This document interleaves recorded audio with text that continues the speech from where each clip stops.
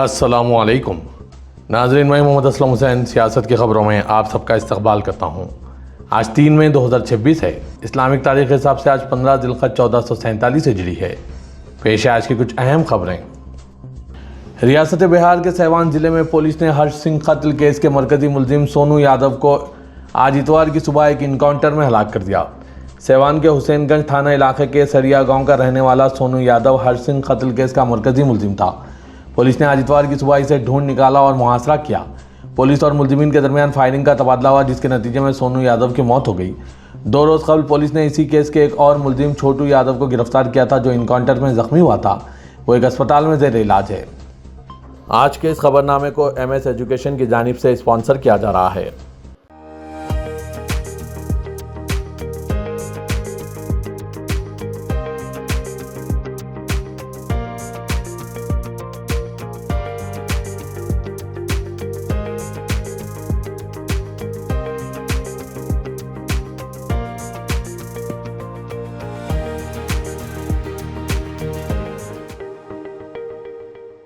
दिल्ली के विवेक विहार इलाके में आज इतवार की सुबह एक इमारत में ज़बरदस्त आग लगने का वाक़या पेश आया, जिसमें कम से कम 8 अफराद हलाक और मुतअद्दिद ज़ख्मी हो गए। एक फायर फाइटर ने सुबह 3:45 बजे के करीब कॉल मौसूल होने की इत्तला दी। 14 फायर फाइटर जाए वक़ूफ़ पर पहुंचे और रेस्क्यू और फायर फाइटिंग ऑपरेशन शुरू किया। इब्तदाई तहक़ीक़ात में आग लगने की वजह एयर कंडीशनर का धमाका था। इमारत की सही मंजिल या सेक्शन जहाँ से आग लगी, इसकी तहक़ीक़ात की जा रही है। मगरबी बंगाल की वज़ीर आला ममता बनर्जी ने इंतख़ाबात के अख्तिताम के बाद कल पीर को होने वाली वोटों की गिनती से पहले आज वीडियो कॉन्फ्रेंसिंग के जरिए पार्टी के काउंटिंग एजेंट से ऑनलाइन खिताब किया।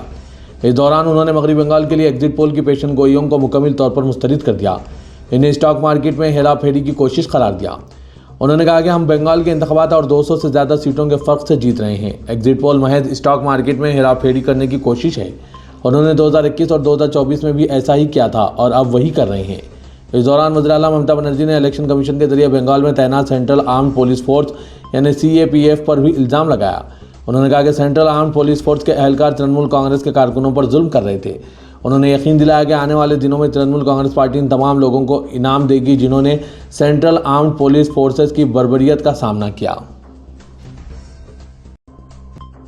छत्तीसगढ़ के कानकेर जिले में हुए IED धमाके में 4 डिस्ट्रिक्ट रिजर्व गार्ड यानी DRG जवान शहीद हो गए। 31 मार्च को रियासत को मुसल्लह माओवादियों से पाक करार देने के बाद से नक्सल सरगर्मियों से मुतालिक धमाके का यह पहला वाक़या है। पुलिस हुकाम के मुताबिक जिले के छोटे बेठैया थाने इलाके में कानकेर नारायणपुर जिले की सरहद के करीब बारूदी सुरंग को नाकारा बनाने की कार्रवाई के दौरान हुए धमाके में फौजी हलाक हो गए। दरअसल बारूदी सुरंग को नाकारा बनाने और गश्त करने के लिए वहाँ पर सिक्योरिटी फोर्सेस को तैनात किया गया था।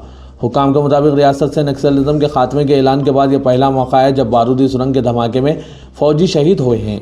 जो फौजी धमाके में हलाक हुए हैं, इनका नाम कृष्णा कोमरा, सुखराम विट्टी, कांस्टेबल प्रमानंद कोमरा और कांस्टेबल संजय गढ़पाले है।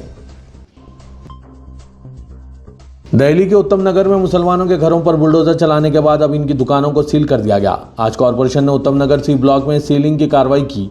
यहाँ करीब 18 दुकानें मुसलमानों की और 2 हिंदुओं की भी है, लेकिन मुसलमानों का कहना है कि इंतजामिया यहाँ सिर्फ मुसलमानों को ही निशाना बना रही है। हिंदुओं की दुकानें सिर्फ दिखावे के लिए सील की गई है, जबकि मुसलमान असली निशाने पर हैं। काबिल जिक्र है कि उत्तम नगर में मुसलमानों के खिलाफ एकतरफा कार्रवाई पर आम आदमी पार्टी कांग्रेस तो खामोश है ही, लेकिन मुस्लिम सियासी लीडरान और मिली तंजीमें भी तमाशाई बनी हुई हैं। उत्तम नगर में तरुण के कत्ल के मुलजिम में इस्माइल के घर पर कॉरपोरेशन ने इंतजामी कार्रवाई की और इसे रहने लायक नहीं छोड़ा। साथ ही सलीम के घर को भी तोड़ दिया गया, जबकि इसका तरुण के कत्ल से कोई लेना देना नहीं था। मुकामी लोगों का कहना है कि ये दोनों मकानात गैर कानून या नाजायज़ कब्जे पर नहीं थे, बल्कि ये कार्रवाई जानबूझकर की गई, जबकि कॉरपोरेशन का दावा है कि यह कार्रवाई ज़ाब्ते के मुताबिक की गई। इंतजामी कार्रवाई के बाद आज C ब्लॉक में मुसलमानों की दुकानों को सील कर दिया गया। इसके पीछे कॉरपोरेशन की जो भी वजह रही हो, लेकिन मुकामी लोग इसे इंतकामी कार्रवाई करार दे रहे हैं।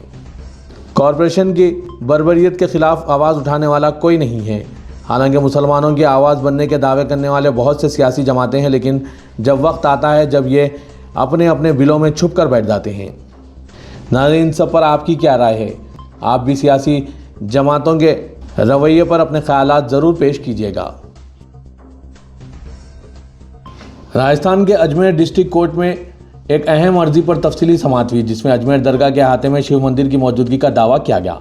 समाअत के दौरान मुकदमे में फरीक बनने की दरख्वास्तों पर मुख्तलिफ जानिब से दलाइल पेश किए गए, जिसके बाद अदालत ने फैसला महफूज कर लिया। ये अर्जी हिंदू सेना के कौमी सदर विष्णु गुप्ता और महाराणा प्रताप सेना के कौमी सदर राजवर्धन सिंह परमार की जानिब से दायर की गई है। कार्रवाई के दौरान दरगाह के खादिमीन की नुमाइंदगी करने वाली तंजीमों बशमुल दरगाह दीवान के दफ्तर ने ज़ाब्ता दीवानी के तहत मुकदमे में शामिल किए जाने की दरख्वास्तें पेश की।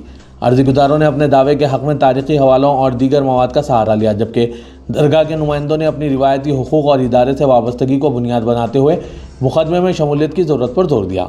समाअत का मरकज़ी नुक्ता यह रहा कि किन फ़रीक़ीन को बाज़ाब्ता तौर पर मुकदमे में शामिल किया जाए। तमाम मुतालिका फ़रीक़ीन के दलाइल सुनने के बाद अदालत ने फ़रीक़ बनने से मुतालिक दरख्वास्तों पर अपना फ़ैसला महफूज कर लिया। तौक़ी की जा रही है कि इस फैसले से मुकदमे की आइंदा कार्रवाई पर असर पड़ेगा। एक तरफ अक़लियती उमूर की मरकज़ी वज़ारत हर साल किरायों और दीगर मद में आज़मीन हज पर माली बोझ डाल रही है और कोरोना से कबल 1,80,000 में अदा किया जाने वाला हज अब 4 लाख रुपये का हो गया है, लेकिन इंतज़ामात के नाम पर कारकर्दगी सिफर है। इस बार अजीज़िया में हिंदुस्तानी आज़मीन को जहां ठहराया गया है वहां इस तरह की गंदगी है जिसको वीडियो में भी देखकर लोगों का मन उल्टी करना जैसा हो सकता है। न सिर्फ बैतुल ख़ला इंतहाई गंदे हैं, बल्कि गंदा पानी होने के साथ एक कमरे में 16 अफराद के ठहरने का इंतज़ाम किया गया है। इसके अलावा औरतों और मर्दों के दरमियान कोई पर्दा भी मौजूद नहीं। सोशल मीडिया पर पोस्ट किए गए वीडियोस को देखकर हिंदुस्तान में मुसलमानों में सख्त गम व गुस्सा छाया हुआ है। इसके अलावा सियासी लीडरों ने भी इस तरह के हज इंतजामात पर सख्त बरहमी का इजहार किया। आम आदमी पार्टी के लीडर व राज्यसभा के रुकन संजय सिंह ने इस वीडियो को शेयर करते हुए सख्त नाराज़गी जाहिर की। उन्होंने हिंदुस्तानी आज़मीन के साथ किए जाने वाले इस सलूक को नाकाबिल बर्दाश्त करार दिया। उन्होंने वीडियो शेयर करते हुए लिखा, मक्का यानी अजीज़िया में हिंदुस्तानी आज़मीन के साथ इंतहाई नारवा सलूक आसिफ कुरैशी हॉस्टल की हालत शर्मनाक है। तकरीबन 4 लाख रुपए वसूल करने के बावजूद ख़ानदानों को अलग कर दिया गया। एक कमरे में 16 लोगों को बंद कर दिया गया। लिफ्ट ठीक नहीं है और 16 लोगों के लिए एक गंदा वॉशरूम, कमरे के अंदर वॉशरूम का गंदा पानी भरा है। यह नाकाबिल बर्दाश्त है। कांग्रेस लीडर व साबिक़ मेंबर पार्लियामेंट कुंवर दानिश अली ने भी इस पर नाराज़गी का इजहार किया। उन्होंने अक़लियती उमूर के मरकज़ी वज़ीर किरण रिजिजू को सोशल मीडिया प्लेटफॉर्म एक्स पर टैग करते हुए लिखा कि मोहतरम, अभी कल ही हुज्जाज इकराम से मज़ीद 10,000 रुपये वसूल करते हुए आपने कहा था कि बेशुमार ख़ानदानों के लिए हज ज़िंदगी में एक बार ऐसा ख्वाब है जिसे वो बरसों से देख रहे हैं। मैं इस जज्बे का दिल से एहतराम करता हूँ। दानिश अली ने वीडियो की तरफ इशारा करते हुए कहा कि इस तरह के इंतज़ामात के लिए पैसे लिए गए हैं। ईरान जंग के दरमियान हिंदुस्तान के लिए एक अहम खुशखबरी सामने आई है। एक हिंदुस्तानी टैंकर हज़ारों टन गैस लेकर आबनाए हॉर्मुज़ को अबूर करने की तैयारी कर रहा है। गैस से लदे जहाज़ की आमद से भारत में LPG सिलेंडर बहरान ख़त्म होने की उम्मीद है। वाज़ के मगरबी एशिया में कशीदगी ने आबनाए हॉर्मुज़ के जरिए जहाज़ रानी को शदीद मुतासिर किया है, जिसकी वजह से कई ममालिक में तोनाई का बहरान पैदा हो गया है।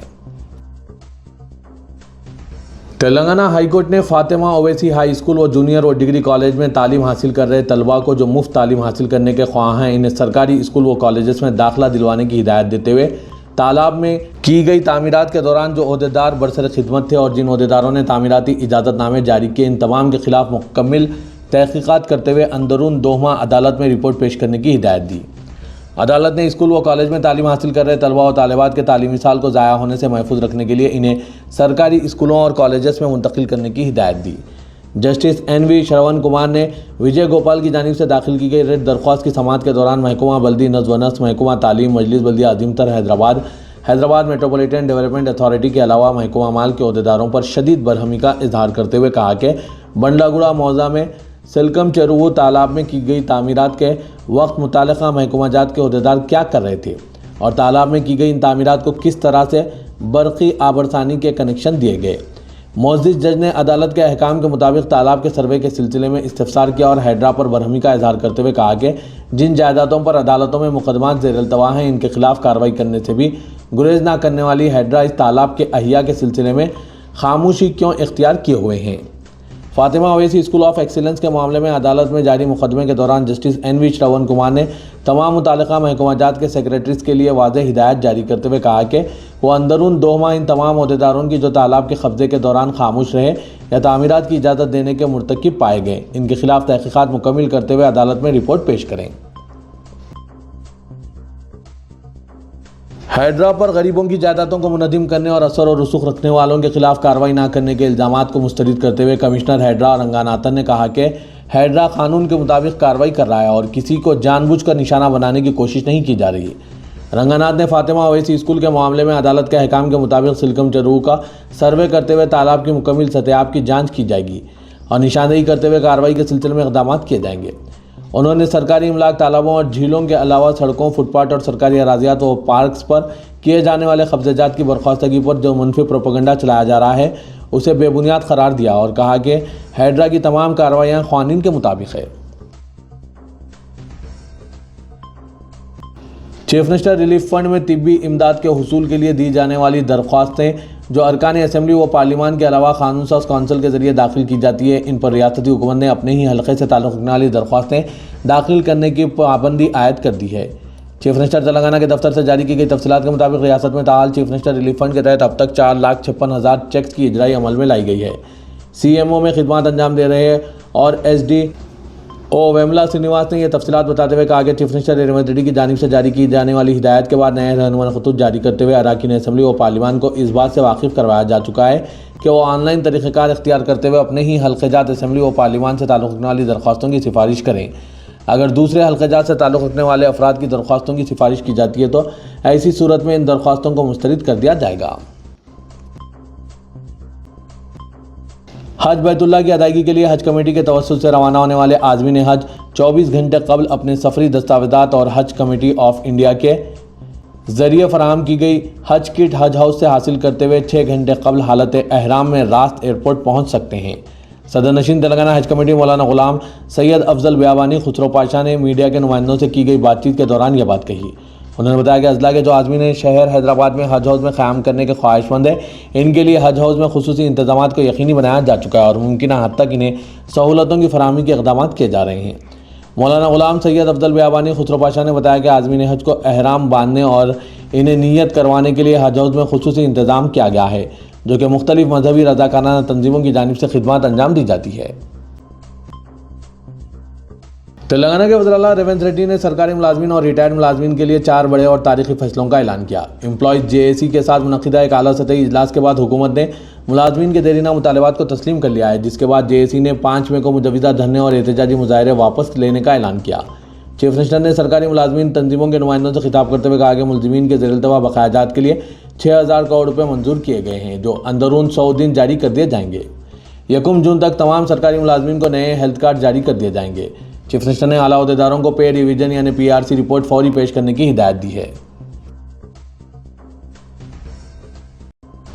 तेलंगाना के रियासती वजीर ट्रांसपोर्ट पूनम प्रभाकर ने RTC के आला अहदेदारों के साथ जूम मीटिंग मुनक़िद करते हुए वाज़ेह हिदायत दी कि इदारे में निचली सतह के अमला और मुसाफिरों के साथ मुस्बित और दोस्ताना रवैया इख्तियार किया जाए। इस इजलास में RTC managing director Y Nagi Reddy, EDs, RMS और मुख्तलिफ शोबेजात के सरबराहान शरीक थे। वज़ीर ने कहा कि चीफ मिनिस्टर तेलंगाना रेवंत रेड्डी के साथ हालिया इजलास में मजदूर यूनियनों की जानिब से उठाए गए मसाइल को संजीदगी से हल किया जाए और हर सतह पर अमले के साथ हरासानी के बगैर खुश असलोबी से काम लिया जाए। उन्होंने हिदायत दी कि ड्राइवर्स, कंडक्टर्स और दीगर मुलाजमीन के साथ सख्ती के बजाय दोस्ताना माहौल में काम करवाया जाए, जबकि डिपो मैनेजर्स और अमला मुसाफिरों के साथ बेहतर ताल्लुकात कायम करें। वज़ीर ने 17 मई तक तमाम डिपोज और बस स्टेशनों में बुनियादी सहूलियात जैसे बैतुल-खुला, पीने का पानी, सफाई और शजरकारी को यकीनी बनाने की हिदायत दी। इदारे सियासत के महबूब हुसैन जिगर कैरियर गाइडेंस सेंटर वाक़ दफ्तर सियासत हैबिट्स में कोई भी उम्र के अफराद के लिए कंप्यूटर कोर्सेस का आगाज़ अमल में लाया गया। इन गरमाई तातीलात में अपने बच्चों को दीगर एक्टिविटीज़ के बजाय कंप्यूटर से वाक़फियत हासिल करवाने के मकसद से इदारे सियासत के इन कंप्यूटर कोर्सेस से इस्तेफ़ादा हासिल किया जा सकता है। उम्र की कोई क़ैद नहीं है, कोई भी उम्र के अफराद इस कोर्सेस से इस्तेफ़ादा हासिल कर सकते हैं।